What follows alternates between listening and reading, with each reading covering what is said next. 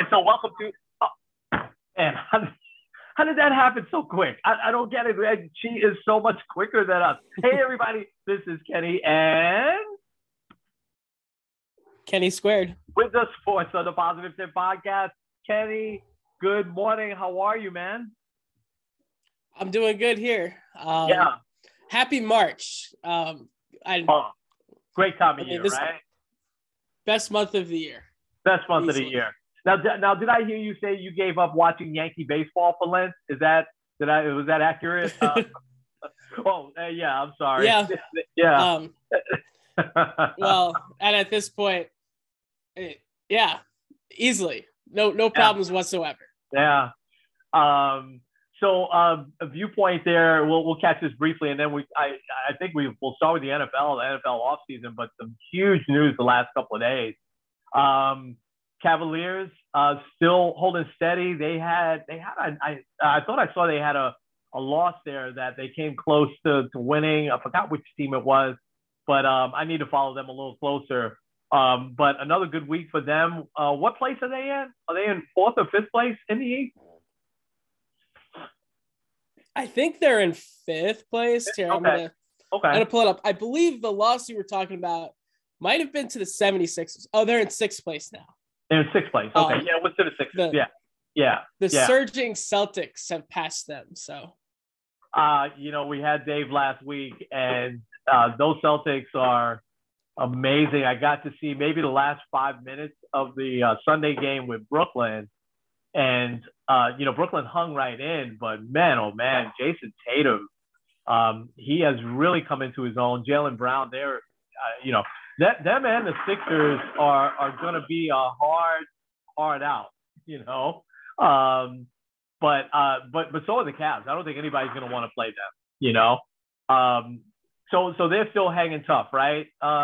Cleveland still in 6th place, so they're still well away from the play-in tournament, which is, what any teams want to get away from. We'll talk Knicks in a little bit because I'm going to talk on the positive side with the Knicks in just a bit. But anything else new going on with the Cavs? Not really. Okay. It kind of seems like they're just kind of there. Okay. I'm very curious to see who they end up playing in the first round. Yeah. Because right now they would be playing Milwaukee, which would be very interesting.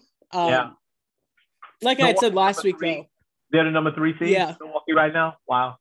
Yeah. Yeah, but also Philly is tied. They have the same record, so you can have Philly there, you can have Milwaukee there.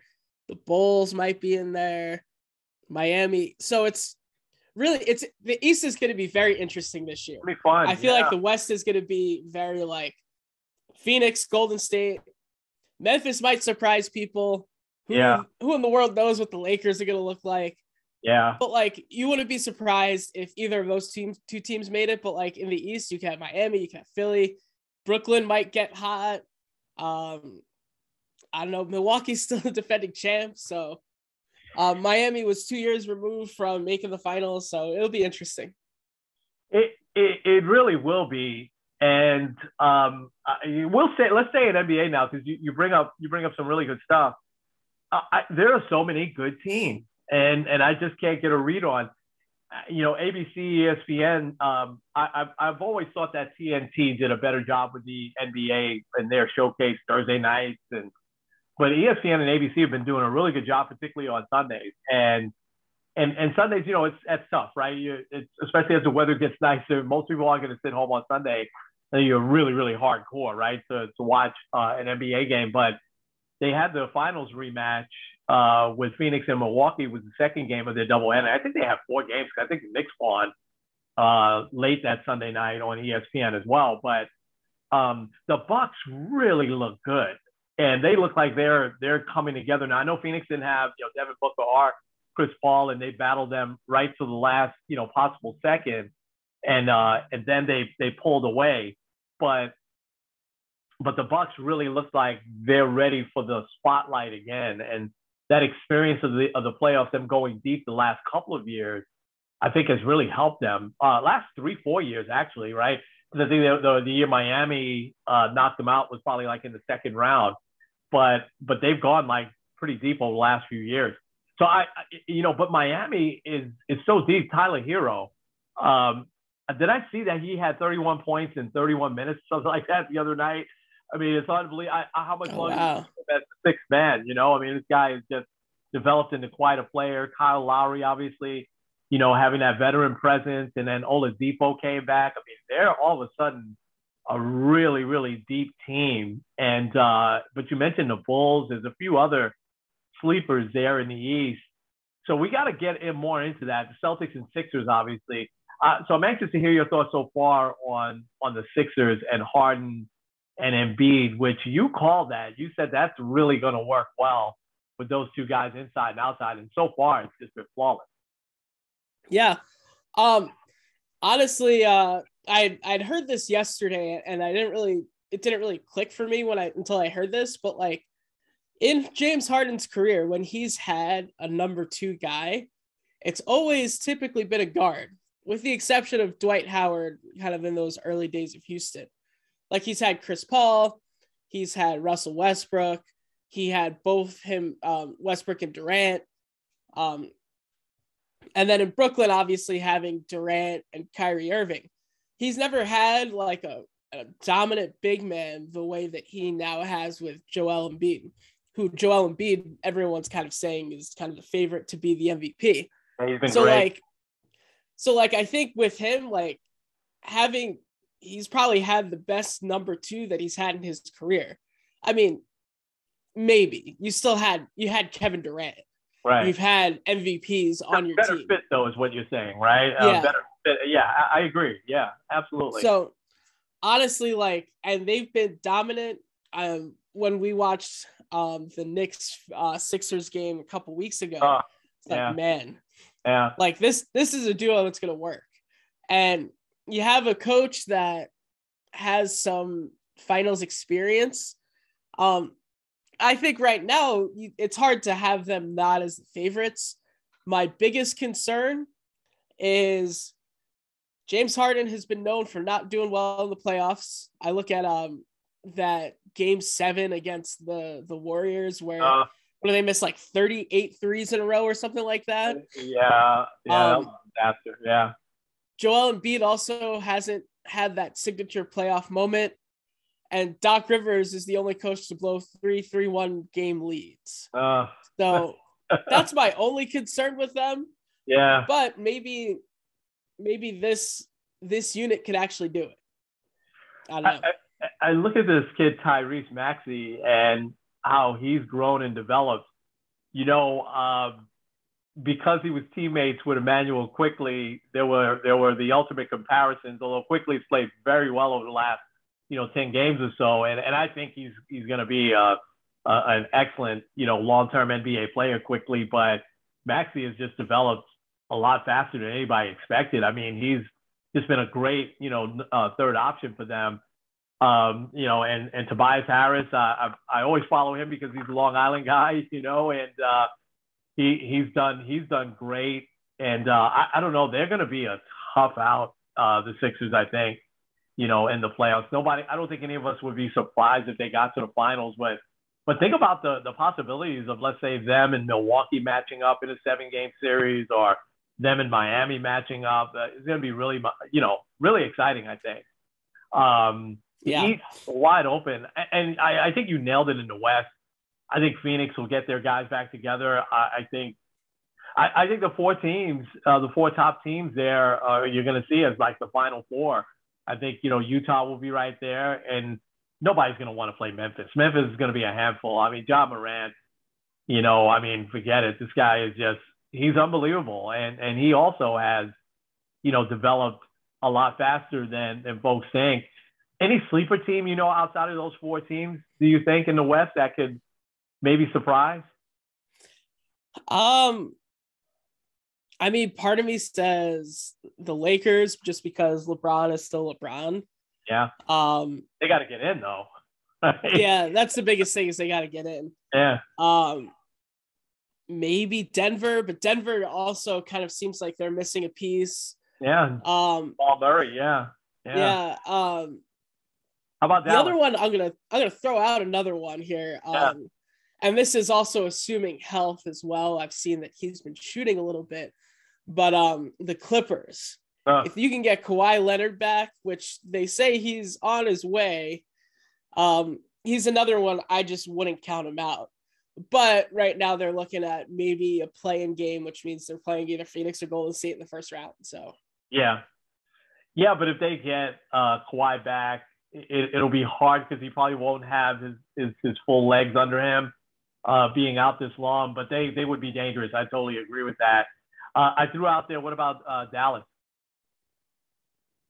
I could see Dallas. You can't count out Luka.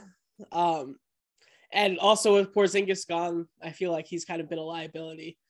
That's one of those like, man, you really wish that would have worked out. But also that's one of those trades where it didn't work out for either team. I'm Yeah. talking Knicks and Dallas there. No, I agree. I agree. Spencer Dinwiddie, I think, is a great addition to that team.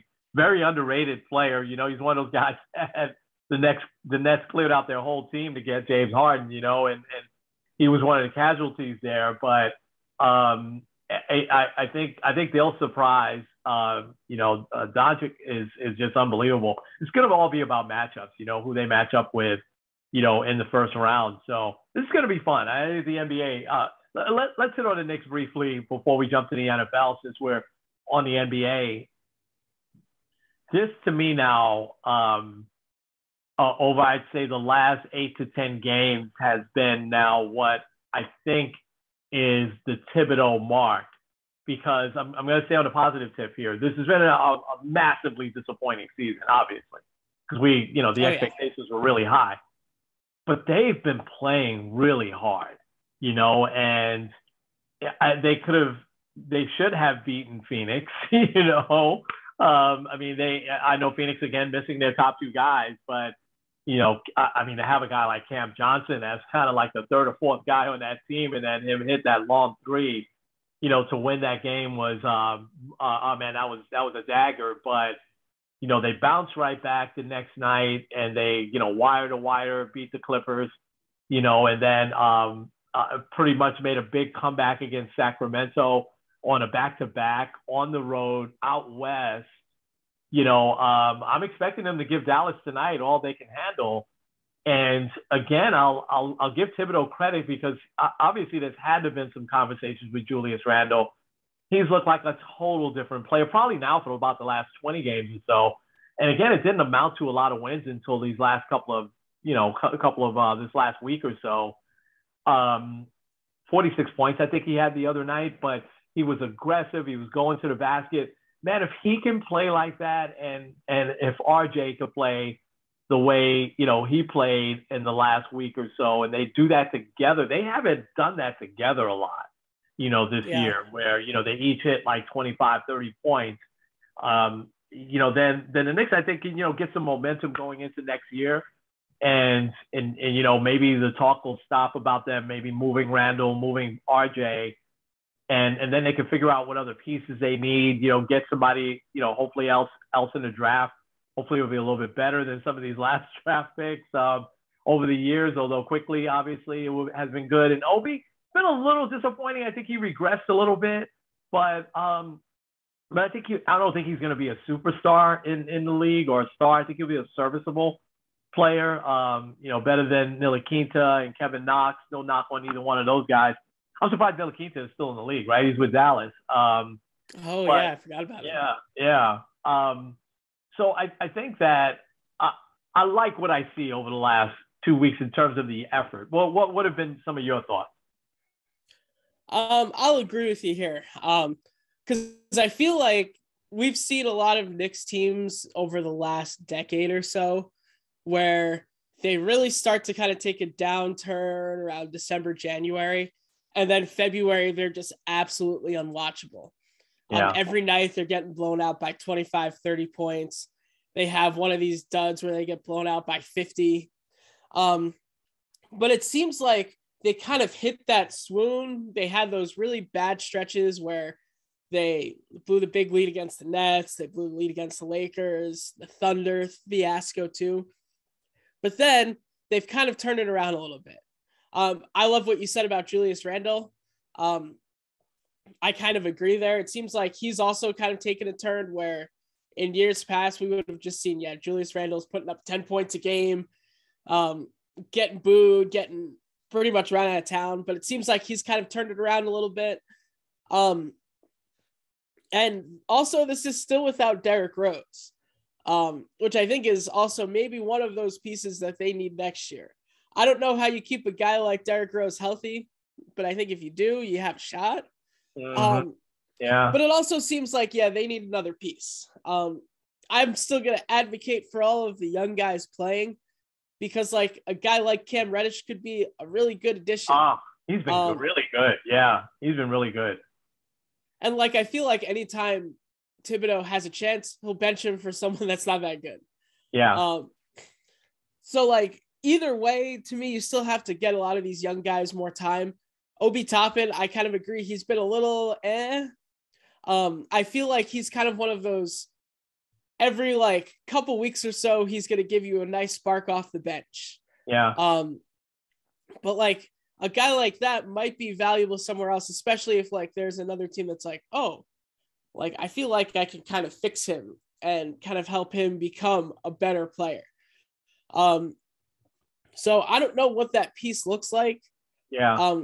To me, you kind of need someone that's a little better than Julius Randle. Because I feel like if you have like, I don't know if this would happen, but say a Donovan Mitchell, Julius Randle, and RJ Barrett. Yeah. That's a good starting line. Now you're talking. I just can't see a circumstance where Utah does that. And what would you have to give up, to get Donovan Mitchell here? And, and why would he be unhappy there? There'd have to be something underlying, that he just wants to play in the area he grew up in. I agree with you on the young players. And I'm glad I'm seeing, he's putting in Jericho Sims, instead of Nerlens Noel, I don't think has played for several games now. And so he's definitely in the doghouse for whatever reason, because he's not that old, and Taj Gibson, I mean, very serviceable player, has had a great career. And I think as long as Thibodeau's there, maybe next year he'll be a coach or something like that. But I like playing, Jericho Sims and the younger guys and quickly. I'm going to go back to Cam Reddish for a second. I think he got hurt the other night, but I don't think he's going to be out long. He's got a very, very unique game that we saw in college, right, in spurts. I think he's one of these guys that and they gave a stat on a pregame show the other day, because these late night games, I can only see the pregame show, and then I hit the game to sack. But when he got to play, he had like about a 20-game stretch with the Hawks last year where he started, and he played like 31 minutes. He averaged 21 points and like 8 rebounds, So when he's got a chance to play, he's done well. And you see this in these spurts with the Knicks when he's letting him stay on the court.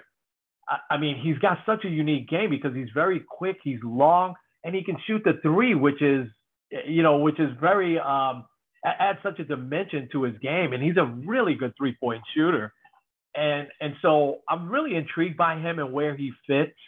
What I hope won't happen is if they knock on the Pelicans' door and they start to talk about Zion, who I would take a flyer on. I just wouldn't trade a ton for him. You're saying no, but they would probably say, okay, we're not going to get RJ for him. We're not going to get Julius.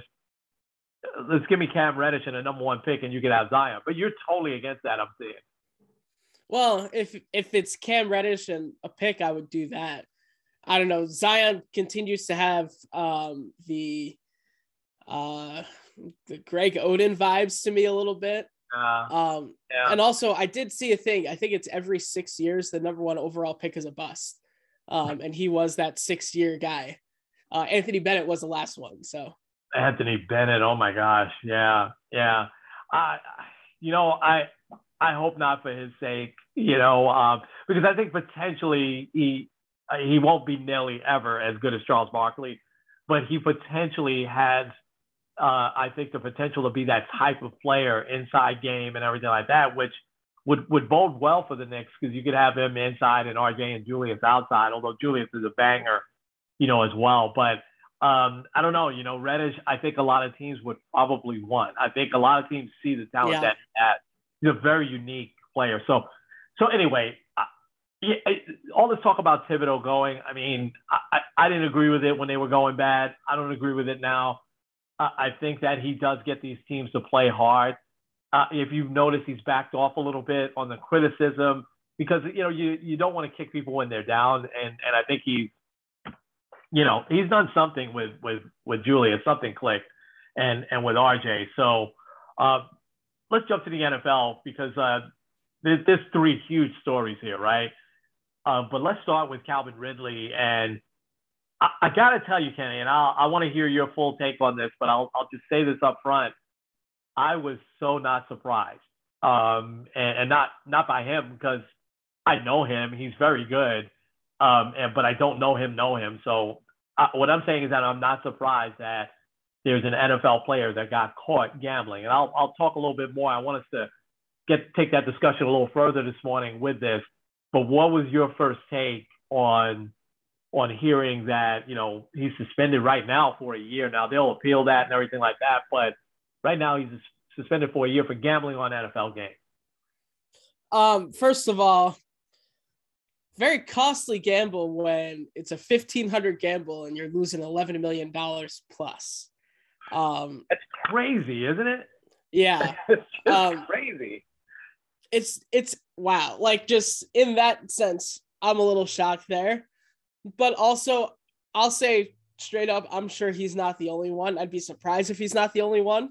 Bingo. Yeah. But I understand why they're so harsh on gambling because, like, let's say you do have 25% of your of the players gambling on games, which, like, honestly, I wouldn't be surprised if that was actually accurate. You have the risk of losing the integrity of the game. There was all the talk a few weeks ago with the Brian Flores lawsuit and having the owner ask him to lose games on purpose and giving him $100,000. What if that was the same thing with gambling? I mean, that was the whole issue back in the Black Sox scandal 100 years ago. So, like, I get that, yes, it wasn't that much money. But, like, you're still talking about potentially messing with the integrity of the sport, especially since there's so much money in gambling. I had read that the first month that online betting became legal in New York, they made over $1 billion just in that 1 month. Crazy. Wow. I also had seen somewhere the NFL has made about 40% of its revenue has been from gambling sponsorships. I believe just essentially DraftKings. Like, that's a lot of money being tied up there. So it is kind of ironic that the only person that's probably doing gambling the right way is the one that's getting suspended for it. But at the same time, it's something that kind of sends a message to all those other guys that are probably doing it, whether it's through, like, a friend, through some illegal way. Like, you probably shouldn't do this because if you get caught, you're going to get hit pretty hard. Yeah. Yeah. But I think in general, like, first of all, it's kind of like insider trading. I know it's not like directly insider trading the way that, like, the business world describes it. Yeah, that's a great comparison. But, like, you can't be betting on a team. I think of the story of the NBA ref Donaghy, where he wasn't, like, directly affecting games, but he knew a lot of stuff where, like, I don't know if you've heard a lot of his, like, full story. Very interesting. It is. But, like, he would say, like, well, I know the refs are looking to call more fouls on Kobe, for example. So therefore, I'm going to make sure that I bet this way because of what I know. And, like, yeah, Calvin Ridley probably didn't do that. He was probably just bored and was like, hey, I'm going to go and do this, whatever it was. I think a 16 parlay. I don't know how gambling works in that way, but right. But either way, it just looks really bad. I think the NFL did the right thing there. He says, I don't have a gambling problem, which is kind of funny. Because I feel like that's what most people that have a gambling problem would say. Well, but if you only bet $1,500, then I understand why you could be upset.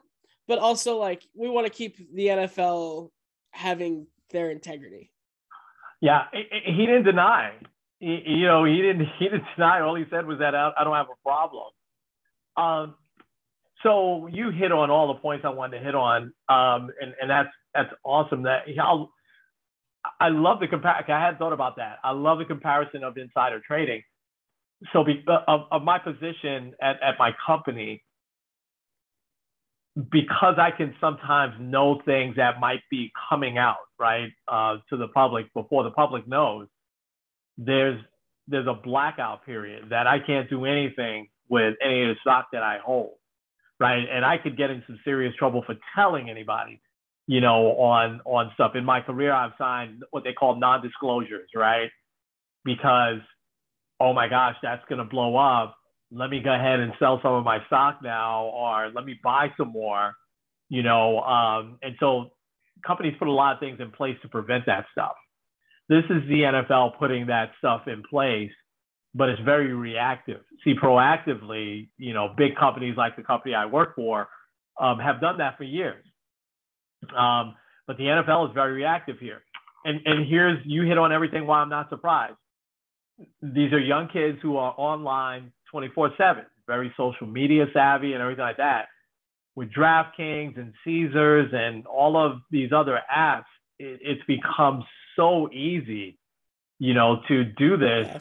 Even, there's so much stuff in between. You can bet during a game, if RJ Barrett's going to hit 3 3-pointers or something like that, it's just crazy how this has become. It just draws you in and sucks you in. And the $1 billion number, I didn't know that, but that doesn't surprise me either, because there are so many folks into it. The other thing is that the NFL put a team in Las Vegas. I don't think there's anything crazy wrong with that, except that, because there's already a hockey team there. Can the NBA be far behind, or even Major League Baseball be far behind on putting a team in Vegas? Because it's a growing population there. One of the few cities that's growing in population. But here's what you get though, and you hit it. He's not going to be the only guy. This is going to be so. When they start to peel back the layers on this, the NFL is going to be very embarrassed, because they've kind of opened the door on this. Now, listen, I also don't think that the other sports are going to be immune to this. I haven't heard anything. Now, that hockey team has been in Vegas for a couple of years now. They were very successful right out of the gates. I don't know if you've ever seen their opening, when they open a game up. It's like a show in Vegas, man, what they do. Look that up when you get a chance. You'll be amazed. You think the Chicago Bulls, they were the first ones that kind of had the big, Michael Jordan, that Vegas team, forget it. Nobody matches them. But I just think that it's so easy, and you have these young kids that are online anyway, 24/7, that they're okay, let me go on this app. And what's to prevent them from doing it? And they're probably doing a lot of it under even different names and stuff like that. So he probably just figured, they're not going to look at me, especially since I'm betting a small amount. But, the NFL, they're such partners. You see so many of these commercials on NFL games, with DraftKings and Caesars, and, it was just a matter of time. And I think this is, so I wonder in 2022, though, see, you made a great point with the referee, right? And you have that insider information. How bad is it? And you have so many unsavory characters, right, hanging around. We typically hear about it at the college level, right? And now, since they opened up a little bit where college players can at least get paid for their likenesses and stuff like that, this year you haven't heard about it too much, because that college player that's really kind of desperate for extra money now can, legitimately get extra money. So they can kind of sever some of those ties. But you see a lot of the young players have very unsavory people still hanging around them, that can definitely influence them in a big way once the money rolls in like this. you know, when you think about Pete Rose, right, in 85, 86, when he got suspended, and I mean, Pete Rose had to call his bookie. He had to meet people in alleyways and stuff like that to actually place some of these bets that he plays. Now I could just pick up my phone, and while we're talking in less than a minute, I could, bet on the Knicks Dallas tonight if I wanted to. So what would prevent an NBA player or an NFL player from doing that? Yeah. And a lot of these apps too, they're really good at getting you in, because they usually will have a deal where, well, if you bet on a team to score a basket today, you get $100 in free credits or something like that. Yeah. They always have something like that going on. And I mean, if you're one of those people that just hey, I wonder what this is like, and then boom, $100 you get in free money, and then you just keep using it. It can be very addictive.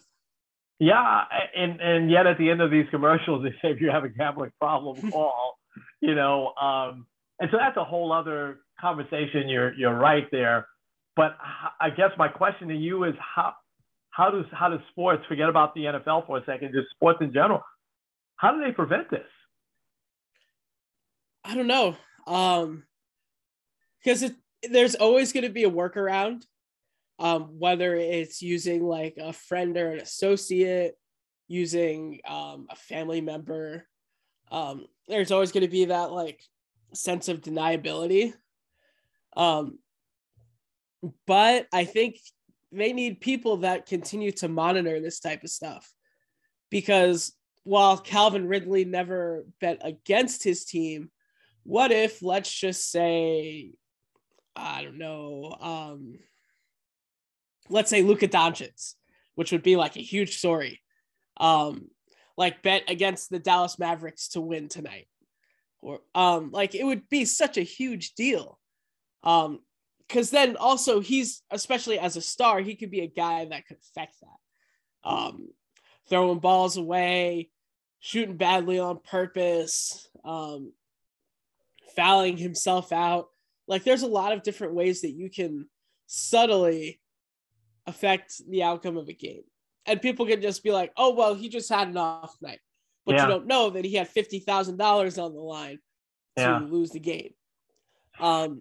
So I don't know how you affect it or how you can prevent it, other than having people that continually monitor it. And also, I don't know how they do this or how it works, but having a list of these are my top 5 associates, not even just for the purposes of emergency contacts or anything like that, but making sure if you have a bet from John Smith and he's known to hang around this athlete, you need people that'll keep an eye on that type of stuff. That's they're gonna have to get clever like that. I think that's a really good idea, and they're the NFL is known for the really deep investigations that they do when they're drafting someone number 1 or number 2, and I think that the 1 year like that is going to be a good deterrent. I think that no player wants to lose 1 year of salary, 1 year off their career, especially if they're in their prime, like a player like Ridley is. But I think that, you mentioned Dante, and so I don't think it'll be a player of that caliber that would get sucked in unless they really have a bad problem, right? Because I think if they're making the type of money that Doncic is making, they probably won't do that. But here's what came into my head. Devin Booker went into health and safety protocols, announced almost right before, it wasn't the game against the Knicks, I think it was the previous game, almost right before. But there was probably a point that before it was announced that, Monty Williams knew, and he probably brought the team in and said, hey, listen, we don't have Devin tonight, and we probably won't have him for the next 3 nights. So we've got to change up our game plan, our practice, whatever. And then it's probably announced, right, a little bit before game time. So let's just say I'm a 12th man on that team, and I'm still making, if I'm 12th man, I'm still making a decent salary, right? Much more than I'm making or you're making, right? but still, that might be, hey, listen, we don't have Booker tonight. I could place a couple of bets on, I'll just say the Knicks because I don't remember who they played beforehand. They played Utah that night. That's right. I'm going to place a bet on Utah because I happen to know that Devin Booker's not playing. So our chances tonight ain't all that good. That's the type of stuff that they're going to have to do that monitoring. They're going to have to do that educating because if you're in that team, just like I'm in the company that I'm working with, I'm going to get that inside information before the public, gets it.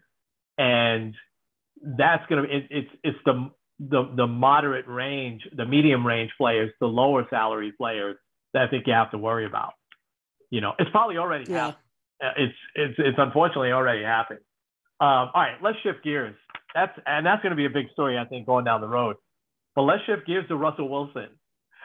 We've got to get Larry back on. Larry, shout out to you. He always listens to us. Thank you. Yeah, he always shares our podcast. But he texted me yesterday, wasn't that a lot to give up for Russell Wilson? And so before I give you my thoughts, I want to hear yours. What did you think? I would say Denver gave up almost more for Russell Wilson than the Seahawks gave up for Jamal Adams. They gave up a lot for him too, yeah. Yeah. I mean, Russell Wilson still made multiple Super Bowls. He's never won an MVP. But still, you gave up 3 players and 5 picks for him. Crazy. That to me is a little excessive. Now, you're talking Russell Wilson, like 2015 Russell Wilson, okay. But like the guy, now granted, he is pretty durable despite having an injury last year. But it's still a guy kind of towards the end of his prime. Like, let's just say he has a pretty decent hit this year. Would you be that surprised if he's never the same? However, I do understand why Denver did it. You look at your division, you've got to deal with Patrick Mahomes. You got to deal with Derek Carr, who's still pretty good.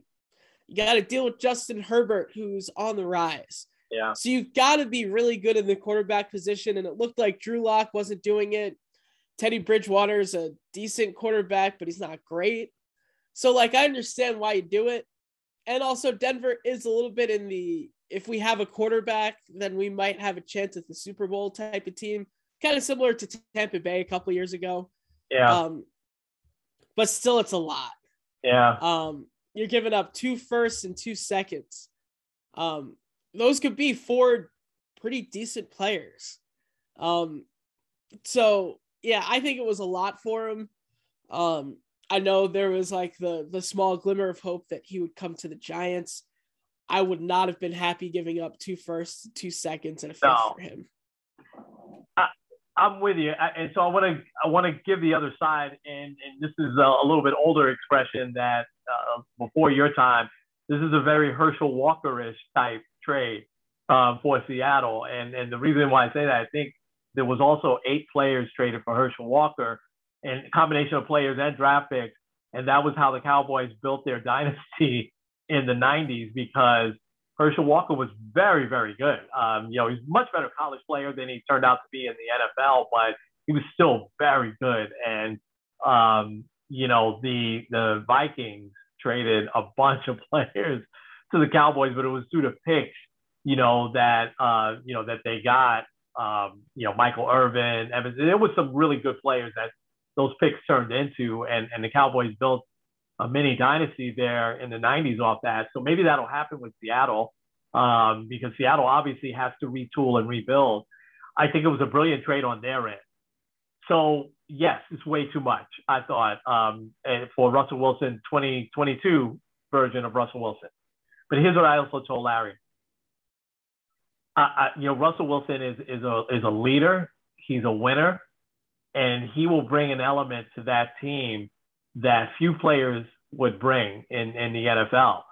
And Denver has some players. They've got some playmakers on offense. They've got a really, really solid defense. They have for several years now. And he might be the one to push them over the edge. Now they mortgage their future here, so if he doesn't get them to a Super Bowl in this first couple of years, then the trade for them is a complete bust. But they took a low risk on an older quarterback a few years ago, and he got them to 2 Super Bowls and won one, and that was Peyton. Yeah. And in his last year he was shot, but he still knew how to manage the game, and he still would make a play here and there, and it was their defense that really got them over the hump, that year when they won. But I think that I understood why Denver made it, because there's so much talk also of them selling the team. And John Elway, obviously, if they sell the team, he probably wouldn't be in the same position that he's in right now. But Wilson brings swagger, and he's not a swagger type of guy, but he's a winner. He brings credibility now back to that team that's kind of just been, in the NFL, it's sort of like the NBA, right? It's when you're like 8-8, well, not 8-8 anymore, right, with the 17 game, but that's kind of been them over the last couple of years, right? 7-9, Yeah. 8 since Peyton retired. And, when you're kind of in that middle range and you have a team like that has put together, they've got a couple of good running backs. They've got 1 or 2 really good wide receivers. They've got, again, an excellent defense.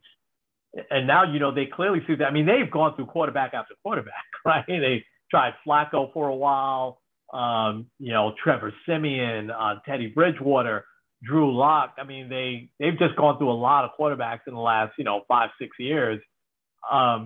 This for them makes perfect sense. Did they overpay? They certainly did. But maybe they just felt like they had to, that this was going to be an opportunity. And Russell Wilson, he's right there, where he's still not crazy old, but he's not that young anymore either. And they probably looked at his stats last year and said, man, this guy could still play, and he's remained relatively healthy through his career. But imagine if he gets hurt like in a preseason game next year. Oh my gosh. And he's out for like 6-7 games or something like that. Then it's a huge gamble, but I think it's one that Denver felt like they really, really had to make.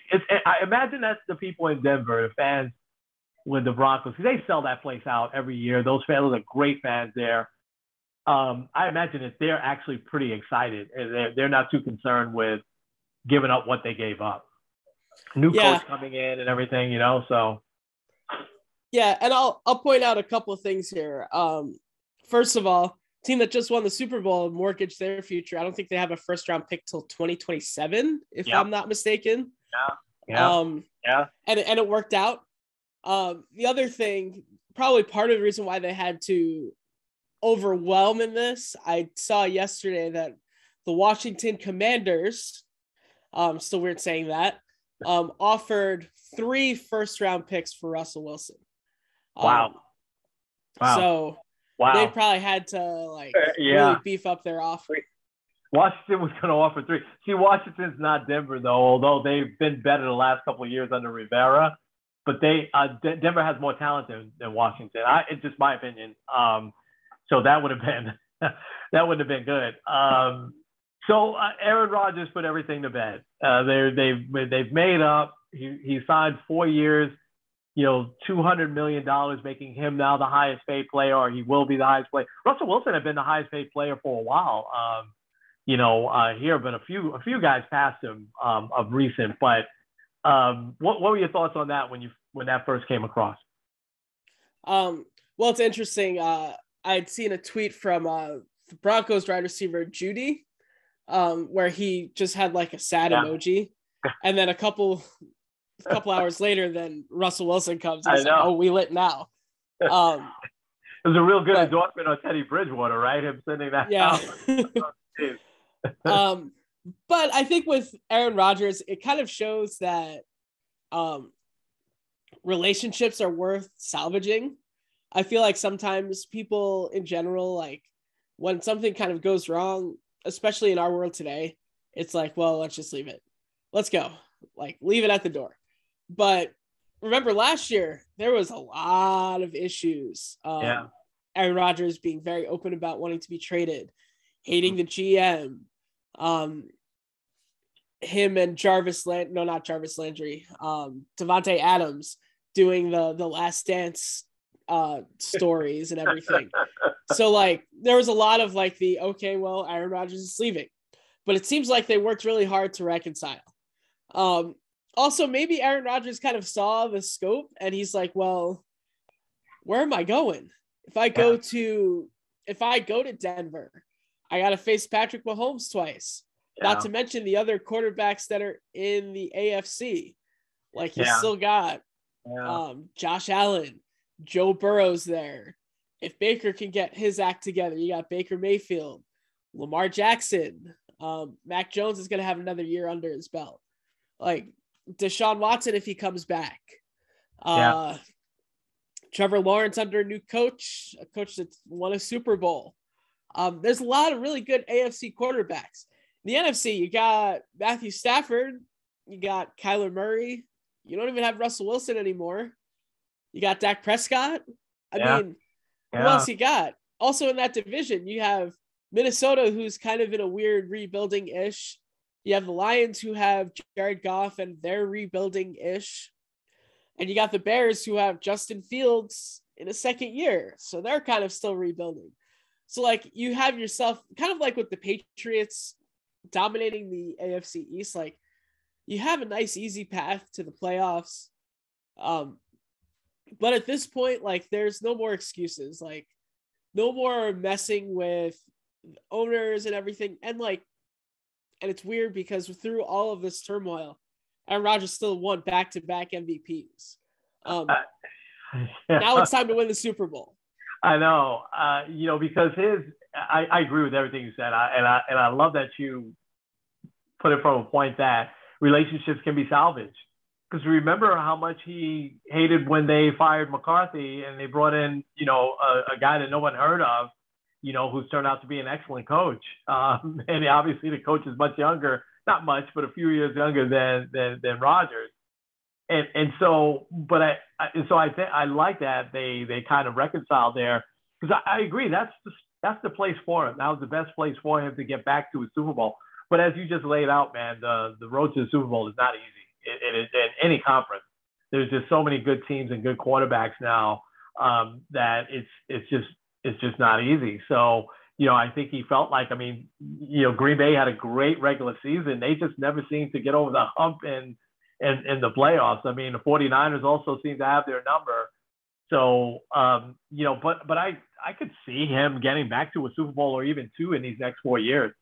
And now that all of that's put behind now, so no matter what happens here, they know he's going to be here. So all of that is behind now. The team can mentally just focus in on what do we need to do, to continue to win. It seems like for the last 3, 4, 5 years even, there's always been a cloud hanging over the Packers, and more because of Rodgers. It seems like, I don't know, it seems like he attracts drama, whereas that, you think about Tom Brady during that same era, you only talked about football, right? After they got past, the Inflategate stuff and all the other stuff with the Pats, these last 2 years, you heard nothing about anything except he's playing football. With Rodgers, it was, I'm inoculated, but I'm not, So I think they'll put behind. The NFL really stole some headlines this past week. One obviously bad, but two really good ones. That's an interesting trade. You don't see many big trades like that in the NFL, and that's a really good one. So I guess 10 seconds on MLB, no deal yet. That's it. It's just, although they have been talking, I'll give you a minute to talk about that, and then we'll wrap up with whatever happened. We'll wrap up with the comeback, right? We're going to do the comeback. We'll wrap that up real quick. But with MLB, it was 14 game they're looking at now, 14 team playoff instead of 12. Did you find that interesting? I know you're not crazy about the 14. I'm not crazy about 14. To me, it becomes like the NBA where the regular season is kind of pointless, which is worse when you have 162 games. But I think from what I've kind of heard and read and everything, that they're kind of using it as a bargaining chip to try to get more money. Honestly, at this point, I'm like, can we just get a deal done? I think next week we should focus on a couple of the rules that have been proposed that the players aren't thrilled with, but once again, they're trying to use it as leverage. Okay. Such as the pitch clock, Yeah. Bigger bases, and eliminating the shift. So Joey Gallo will be happy about that. I'm all for eliminating the shift. We'll see a little more offense, Yeah, we'll get into that next week. I'm not confident. I hate to say this, they're trying to save the 162 game season and not play baseball well into November again, which I think would be disastrous. Baseball's headed towards a bad road here if they don't get a deal done sooner rather than later. We said that last week. I don't think any of that has changed. They will lose a ton of the younger fans here. So, all right, let's get into our last quick series here. Not last, but our last thing. That'll be a quick series over the next few weeks of comebacks. And I'll say mine really, really quick. We love a comeback because we know that, through Jesus, we can always come back, right? We can really mess up and do some really, really awful things, but then still come back. And I was amazed at the comeback this past year of Myles Garrett from your town there. He was just villain number one a few years back when he gets into a scuffle, takes off, the quarterback's helmet and clocks him over the head with it. Gets suspended for a lot of games. And everyone said at the time that it was very uncharacteristic of him. He's really a great guy, lost his temper in the moment, and he came out and really proved it this past year once he came back from the suspension, and then he played the full year. This year, he did just an unbelievable job, was up there in talks for Defensive Player of the Year. And then he also has this very wonderful, engaging personality. You saw people interviewing him all over the place during Super Bowl week, and then during All-Star week, he's out there dunking because he was a really great basketball player also. And so I think that Myles Garrett, to me, it's a nice comeback. We have short memories, which I think at times can be really, really good, right? And I think, God makes us that way to be able to, he paid his price, he went away quietly. And he's always said there's another side to the story, but he didn't make a big deal of that. Something obviously set him off to get that angry that night. But Myles Garrett, to me, is a great comeback story. Who do you got? All right, I'm going to do two real quick. I'll start with an athlete here, Buster Posey. Buster Posey, yeah. Guy that kind of seemed like he was out of the fray for a while, former MVP, big part of 3 championships. But then this past year had an excellent season. Yes, he did. I believe he got some MVP votes. Obviously now retired. I think really ending on a high note. Great comeback story there. Number 2, I would go with sports adjacent on this, and that would be Craig Carton of WFAN. Yeah. Guy spent some time in prison doing some illegal gambling stuff, and really you haven't heard anything about it. And I know the whole ratings thing has been a battle between them and the Michael Kay show. And I believe Michael Kay show is still leading that, if I'm not mistaken. Yeah. But I think it's been a good story. It seems like he's kept his nose clean. He's kind of stayed out of like the whole gambling scene in general. So I think it's a good comeback story. I'm still not a big fan of him as a radio personality, but still a good story. Yeah, I love both of those. And let me, I'll add something else on Carton that you might not be aware of, but, and I'm with you there. When he was on with Boomer, there was a long period of time I stopped listening because I wasn't a fan of some of the things that he would talk about. And I'm still not. I haven't listened to him much, only maybe once or twice, I think, since he's been back on the air. Yes, 100%. Give him credit, man. That he came back from a lot. I mean, somebody has to give you a chance, right? So FAN gave him an opportunity to come back onto, the biggest sports station in the nation and in drive time, which, so he got that opportunity. He's making the most of it. But here's what I really like. On Saturday mornings, and I just happened to hear it because I was in the car Saturday morning. Did you know he hosts a show, like an anti-gambling show on Saturday mornings, like from 9 to 10? Yeah. Actually, it's longer than that. I think it's like 2 hours. And he brings on experts on, preventing gambling, or how do you know when you have an issue. And he openly talks about, everything that he went through. So he's taking it even a step further to try to help others with his platform. And I thought that that's been really, really cool. That show is still on. I think it comes on 9 to 11 on Saturdays, something like that. That used to be our guy, Richard Neer. I think he still comes on, on Saturday mornings as well. I think he's still on the air. But because we're in the car less and less these last couple of years, I kind of stopped listening, much. But I happened to catch that. I'm like, oh, this is pretty cool. And I went and read about it.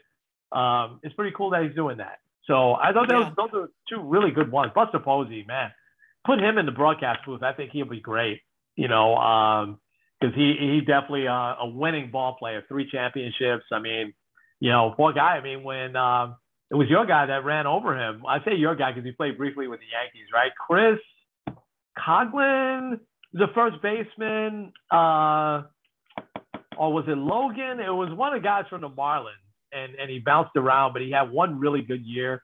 Like it was one year he had 30-something home runs, and I thought he played with the Yankees for a little bit. I could be off there, but people said it was a dirty play. It was just really a baseball play, I thought. All right, let me get the music going, and then we will wrap up. Those are great. We'll do some more comebacks next week. Let's see. All right, we got the music going on the podcast.